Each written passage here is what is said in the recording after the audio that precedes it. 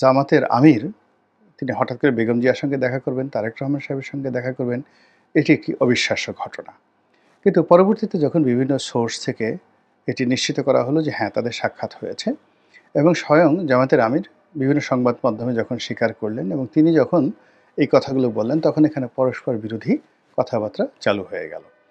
যারা জামাতপন্থী লোক তারা অনেকে বলার চেষ্টা করছেন যে বেগম জিয়া খুব অসুস্থ ছিলেন, তাকে দেখতে যাওয়াটা একটা মানবিক দায়িত্বের মধ্যে ছিল। এর কারণ হলো দীর্ঘদিন জামাতের সঙ্গে বিএনপির সম্পর্ক ছিল। আর বেগম জিয়া বয়োবৃদ্ধা, তিনি জামাতকে খুবই পছন্দ করেন এবং জামাত তার প্রতি কৃতজ্ঞ। তার এই অসুস্থতার সময় জামাতের আমির তার সঙ্গে মানবিক কারণে দেখা করতে গিয়েছেন। এটা হলো একেবারে সাদামাটা পজিটিভ প্রচারণা। ২ নম্বরে যারা বলার চেষ্টা করছেন তারা হলো যে বেগম জিয়া তাকে দেখে আবেগ আপ্লুত হয়েছেন, তিনি কান্নাকাটি করেছেন এবং কেন জামাত বিএনপিকে ছেড়ে গেল? এই সময় জামাতের অবর্তমানে বিএনপি অনেকটা কুলহারা বা রমণীর মতো হয়ে গেছে বা মানে মাঝিহারা, মাঝিহীন নৌকার মতো হয়ে গেছে। ফলে জামাতের যে শক্ত এবং বলিষ্ঠ নেতৃত্ব এবং জামাতের যে অলিত্ব, এটা ছাড়া বিএনপিকে রক্ষা করা সম্ভব নয়। জনাব তারেক রহমান সাহেব যদি জামাতের আমিরের সাহায্য না পান, তাহলে তিনি কি করে দেশ চালাবেন?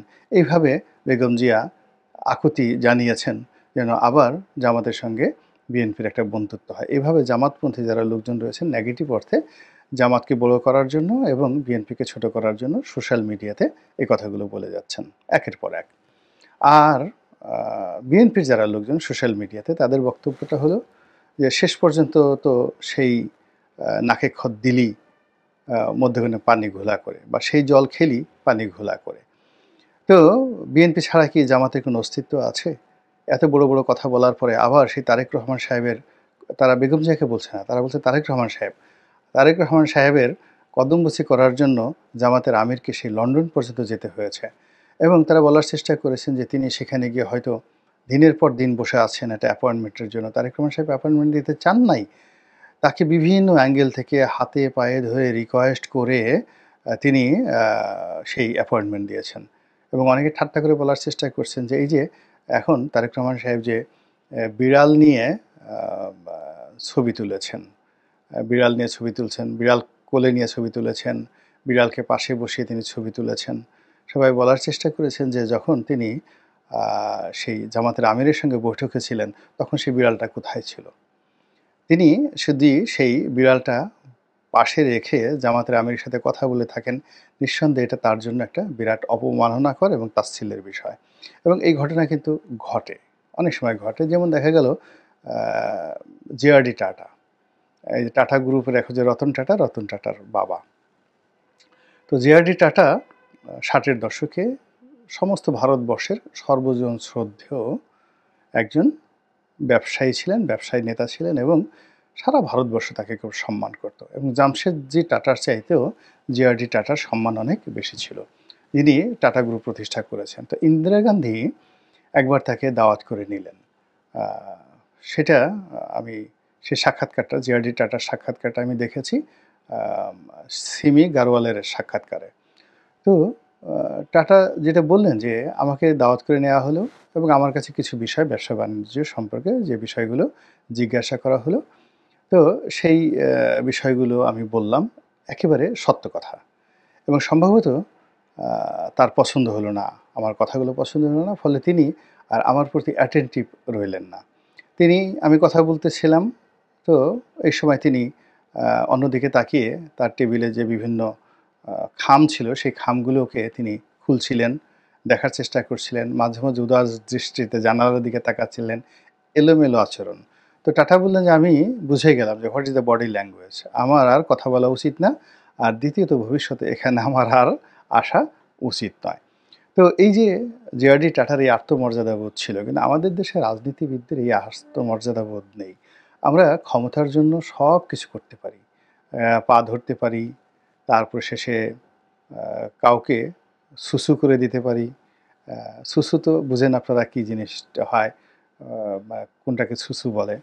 তো আমরা কাউকে সুসু করে দিতে পারি, আমরা কারো জুতো মাথায় নিয়ে ঘুরতে পারি, তারপরে শেষে কারো পায়ের উপরে একেবারে কপাল ঠেকিয়ে দিতে পারি। এখন তো এই ধরনের পীর পূজা খুব হচ্ছে বাংলাদেশে। তারপরে জুতোর তলা যদি লেহন করতে হয়, মানে চাটতে হয়, সেটাও আমরা করতে পারি ক্ষমতার জন্য। কিন্তু মাথা উঁচু করে সিংহ বিক্রমে জে.আর.ডি টাটার মতো ওইভাবে দাঁড়িয়ে থাকার হিম্মত আমাদের দেশের পলিটিক্সে নেই। আর এ কারণে কি হচ্ছে, জামাতের আমির ডক্টর শফিকের মতো একজন সম্মানিত মানুষকে নিয়ে যারা জামাত বিরোধী লোকজন তারা এইভাবে ট্রল করে নানা রকম তারেক রহমান সাহেব তার বিড়ালকে নিয়ে লন্ডনের বিভিন্ন বিষয়াদি নিয়ে বলার চেষ্টা করছেন। মোদ্দা কথা হলো যে চারিদিক থেকে জামাতের উপর বিপদ ধাবিত হয়েছে। সরকারের সাথে তার সম্পর্ক ভালো নেই, ক্যান্টনমেন্টের সাথে তার সম্পর্ক ভালো নেই, পশ্চিমাদের খড়ক আসছে এবং পশ্চিমারা জঙ্গিবাদ দমনের জন্য এই ইউনূস সরকারের উপরে যে চাপ প্রয়োগ করবে জঙ্গিবাদ দমনের জন্য, এবং সেই চাপটি সবার আগে জামাতের উপর আসবে। জামাত এই কারণে ভয় পেয়ে তারেক রহমান সাহেবের সাথে দেখা করতে গিয়েছে এবং বিএনপির আশ্রয় নিতে চাচ্ছে। এক, দুই নম্বর হলো যে সব কিছু যেভাবে চলছিল খুব দ্রুততার সঙ্গে জামাতের পক্ষে, সেগুলো এখন আর চলছে না। জামাতের নিবন্ধন এখন পর্যন্ত দেওয়া হয়নি। জামাতের একজন ঊর্ধ্বতন কর্মকর্তা এটিএম আজহার সাহেব, তিনি এখন পর্যন্ত মুক্তি লাভ করেননি। এখন এই অবস্থাতে জামাত তাদের প্রতি যে বিশ্বাস এবং আস্থা, নিজেদের প্রতি যে বিশ্বাস এবং আস্থা ছিল সেটি নষ্ট হয়ে গেছে। ফলে তাদের মনে হয়েছে যে না, এখন তাদের একটি রাজনৈতিক অ্যালাই দরকার, সাহায্য দরকার, এবং সে সাহায্য তো বিএনপি। এখন এই জন্য বিএনপির সাথে নতজানু হয়ে হোক, লন্ডন গিয়ে হোক, তারা সে সম্পর্কটি স্থাপন করলেও করতে পারে, এটা স্বাভাবিক ব্যাপার। আমি এই বিষয়গুলো কিন্তু বলছি না, এটা সবাই বুঝতে পারে। কিন্তু আমার কাছে যেটা মনে হচ্ছে সেটা হলো যে এখনো পর্যন্ত কিন্তু ডক্টর মোহাম্মদ ইউনূসের ১ নম্বর বিশ্বস্ত লোক হলো জামাত। তো ডক্টর মোহাম্মদ ইউনূসের পক্ষ থেকে যদি কোনো প্রস্তাব থাকে, কোনো গোপন মেসেজ থাকে, সেই গোপন প্রস্তাব এবং গোপন মেসেজ নিয়ে সরকারের পক্ষ থেকে জামাতের আমির যদি তারেক রহমান সাহেবের কাছে যান, আমার কাছে এটা খুব আশ্চর্যজনক বলে মনে হবে না, হতে পারে। আর এটার পক্ষের যুক্তি হলো যে যেখানে বিএনপির অনেক বড় বড় নেতা অহরহ ইংল্যান্ডে যাচ্ছেন তারেক রহমান সাহেবের সাথে দেখা করার জন্য, কিন্তু তারেক রহমান সাহেবের সঙ্গে তারা দেখা করতে পারছেন না। অনেক বড় বড় নেতা 8 দিন 10 দিন হোটেলে থেকে তারপরে অল্প সময়ের জন্য তারেক রহমান সাহেবের সাথে একটা ছবি তুলে দেখা করে তারপরে চলে আসছেন। তো সেখানে জামাতের আমির একেবারে তার বাসায় চলে গেলেন। এখানে আব্দুল আল মিন্টু বাসায় গেছেন একমাত্র ডাক্তার জাহিদ ছাড়া। মানে বিএনপির অন্য কোনো নেতা তারেক রহমান সাহেবের বাসায় গিয়েছেন, তার বাসায় খেয়েছেন, বেগম জিয়ার সঙ্গে দেখা করেছেন, এই ধরনের খবর আমরা এখনো পাইনি। তো সেখানে জামাতের আমির সরাসরি বাসায় চলে গেলেন এবং বাসায় তারেক রহমান সাহেবের সাথে বেগম জিয়ার সঙ্গে দেখা করলেন। এটা যদি সরকারের পক্ষ থেকে, ডক্টর ইউনূসের পক্ষ থেকে কোনো ওইরকম ইম্পর্ট্যান্ট মেসেজ না থাকতো, তাহলে জামাতের আমিরকে এই মুহূর্তে প্রিভিলেজ দেওয়ার মতো বা গুরুত্ব দেওয়ার মতো অবস্থা সৃষ্টি হয়নি।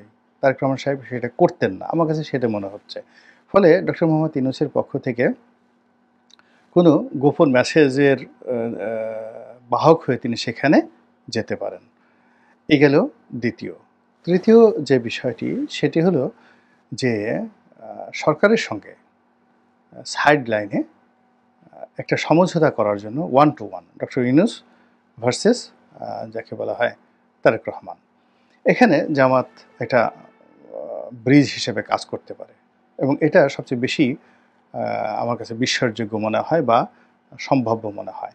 এর কারণ হলো যে এখানে সালাউদ্দিন সাহেব, মির্জা ফখরুল, মির্জা আব্বাস, যে সকল নেতারা ডক্টর মোহাম্মদ ইউনূস সাহেবের সঙ্গে দেখা করছেন এবং কথাবার্তা বলছেন, বৈঠকের ভিতরে এবং বাইরে এই কথার সামঞ্জস্য থাকছে না এবং প্রায় প্রতিবারই একটা না একটা অলক্ষণে ঘটনা ঘটছে এবং ক্রমশ সরকারের সাথে সম্পর্ক নষ্ট হচ্ছে। সেক্ষেত্রে ডক্টর মোহাম্মদ ইউনূসের সঙ্গে তারেক রহমান সাহেবের বা তারেক রহমান সাহেবের সঙ্গে ডক্টর মোহাম্মদ ইউনূসের একটা সরাসরি কথা বৈঠক বা যেখানে দুজনেরই বিশ্বস্ত যদি কেউ থাকেন তাহলে সেটা ভালো হয়। এবং এখানে ডক্টর শফিক জামাত দল হিসেবে যাই থাকুক কেন, ডক্টর শফিক অনেকেরই নিকটই একজন বন্ধুবৎসল ব্যক্তি, সুহৃদ ব্যক্তি। 2 নম্বর হলো সিলেটে তার একটা কানেক্টিভিটি রয়েছে এবং এই মুহূর্তে যুক্তরাজ্য বিএনপির যিনি সভাপতি তিনি একজন সিলেটের ভদ্রলোক, তার সঙ্গে আমির সাহেবের ভালো সম্পর্ক থাকতে পারে, আমিরে জামাতের ভালো সম্পর্ক থাকতে পারে এবং সেই সুবাদে এই বৈঠকটি একেবারে ঘরোয়া পর্যায়ে হয়ে যেতে পারে। ঘটনা যাই হোক না কেন, এটা রাজনীতি এবং রাজনীতির একটা কূটকৌশল এবং সেই কূটকৌশলে এখন আমরা এরকম একটা ত্রিভুজের মধ্যে এসে পৌঁছে গেছি। ৩ দিক থেকে যে চাপ আসছে, সে চাপে যা কিছুই হোক না কেন, খুব দ্রুত যে ভালো কিছু একটা হবে, সন্তোষজনক কিছু একটা হবে বা উইন উইন সিচুয়েশন, জামাতের লাভ হবে, বিএনপির লাভ হবে, তারপরে শেষে যাকে বলা হয় ডক্টর মোহাম্মদ ইউনূসের লাভ হবে, এর 1% সম্ভাবনা নেই। সম্ভাবনাটা কেন নষ্ট হচ্ছে? এর কারণ হলো সেই যে 1/11 থেকে আজ অবধি দেশের সব কিছু কিন্তু উল্টো স্রোতে চলছে। 2009 থেকে আওয়ামী লীগকে দায়ী করেন, তার আগে 3 বছর আপনি 1/11 সরকারকে দায়ী করেন। তার আগে সেই 2001 থেকে 2006 ওই সময় হাওয়া ভবন সংশ্লিষ্ট যে সমস্ত লোকজন ছিল তাদেরকে দায়ী করেন। ক্রমশ যে ক্ষতগুলো তৈরি হয়েছে, সেই ক্ষতগুলো মানবিকতায়, চিন্তা চেতনায়, চরিত্রে, আচার আচরণে, ব্যক্তিত্বে, সততায়, ন্যায়নিষ্ঠতায়, অমানবিকতায়, অশিষ্টাচারে আমরা যে বড় বড় গর্তগুলো তৈরি করেছি, এই গর্তগুলো ভরাট না হওয়া পর্যন্ত এই জমিনে শান্তির বাতাস বইবে না। আল্লাহ আমাদের সবাইকে হেদায়েত দান করুন এবং হেফাজত করুন। আসসালামু আলাইকুম ওয়া রাহমাতুল্লাহি ওয়া বারাকাতুহু।